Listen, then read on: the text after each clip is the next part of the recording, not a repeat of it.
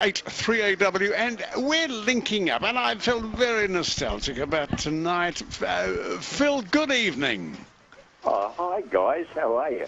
And a Merry Christmas. I feel very nostalgic about tonight because I know what Carols by Candlelight means to you, and I know it's a very special night for you. So my thoughts are personally with you, Phil. And Phil, I'm just happy to hear your voice.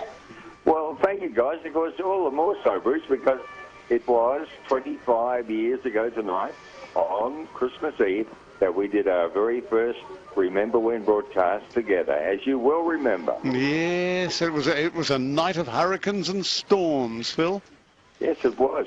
Boys, this might surprise you, but I'm talking to you from a hospital bed at the Epworth in Richmond, only up the road from the Myer Music Bowl.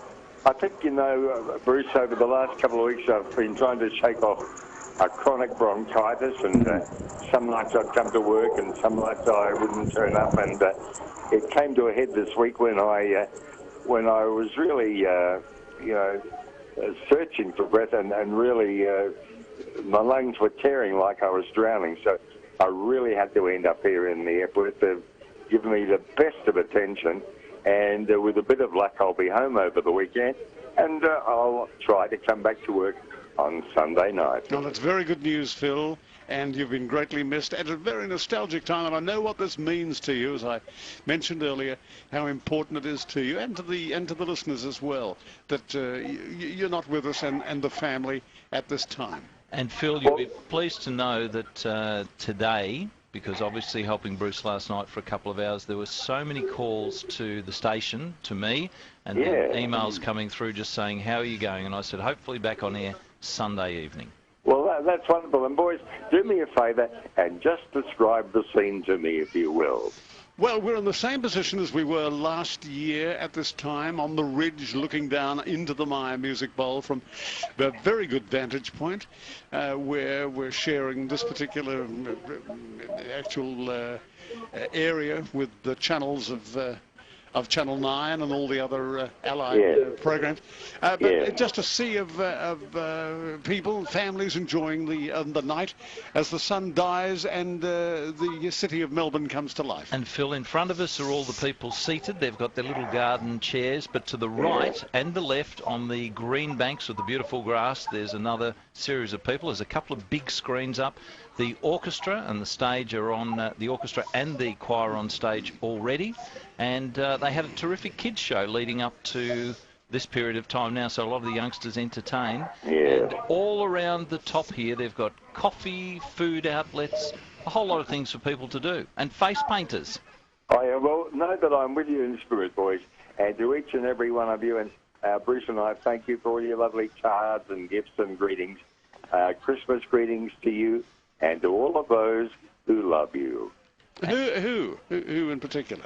Well, I think it's Simon and Ken and Bianca not much love around. Have a wonderful night, guys, and be back on deck with you before you know it. And Phil, have you been for a walk around the Epworth Hospital in Richmond?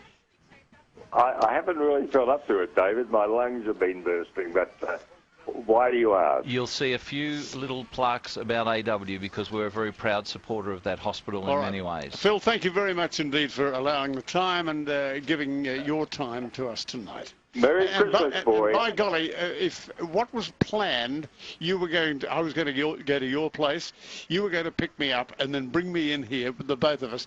Talk about a couple of old crocs would have been the sight if that was the case. I streamlined the process. We'll do it all this time next year, I promise. Good on you, mate. Look forward to it, Phil. Good luck. Goodbye. And look forward to seeing you on the weekend. Merry Christmas, Phil. Goodbye.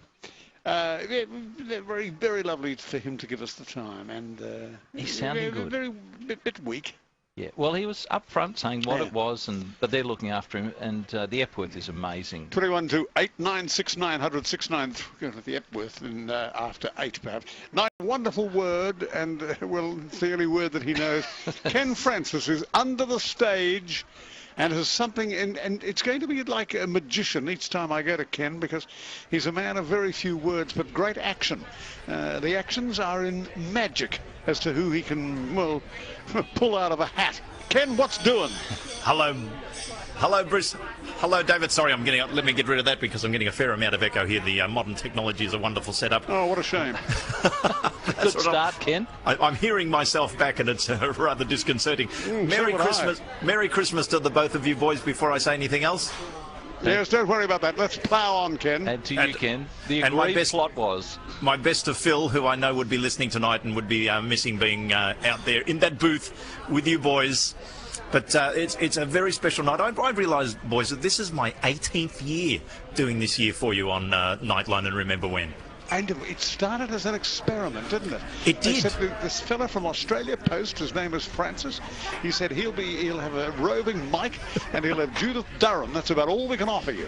Now, the first year I did this, they were actually redoing the music bowl. They were reconstructing the music bowl, and it was undergoing fantastic renovations. And there was talk, actually, that they weren't going to do the carols at the bowl that year. Now, we're talking about 1999, and they actually went ahead. There was no roof, do you remember, Bruce, that year? That's right, yes.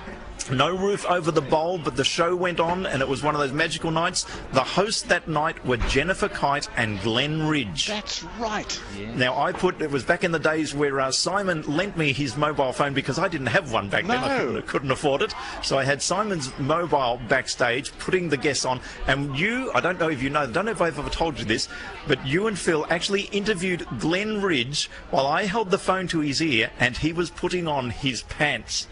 I remember that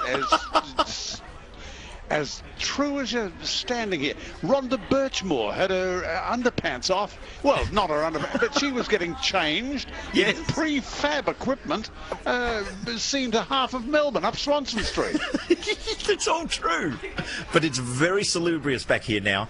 Dennis Walter just going past, getting ready for a big night. Delta Are you Goodrum. losing a bit of interest? Because it seemed to me that it was a bit like a bait to a hook there. Can I do backstage? Oh, now that it's all cleaned up, are you a bit... No. Good, right. It would not be Christmas if I didn't spend Christmas Eve with you boys doing this on 3AW. Oh, that's lovely of you to say that. And you're in a very privileged position, Ken, because part of the contract is that only a few people can do live crosses from backstage. So obviously the Channel 9 people have that ability, but you're the only radio person back there who can bring the colour and the interviews to us. Right, so who's getting out of who at the moment, Kenny?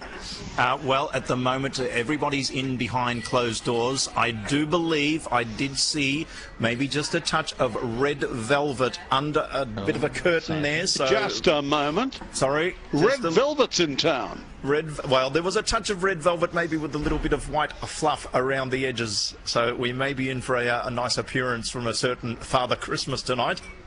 Oh, right. Oh, I see. One of the Deltones. Oh, wouldn't that be wonderful? The Deltones and carols. Pee-wee. Oh, with Pee-wee. Have you seen Delta Goodrum yet, Ken? I have. I've had a quick chat to Delta, and she's very much looking forward to coming back after her performance and having a chat with you boys on the wireless. Okay, we'll leave it with you now. Look out for that wisp of cotton wool and let us know if you can get even deeper into that forest. I'll be heading into the bowels for you boys. But just say interviewing someone. Thank you, Kenny. Right, Kenny.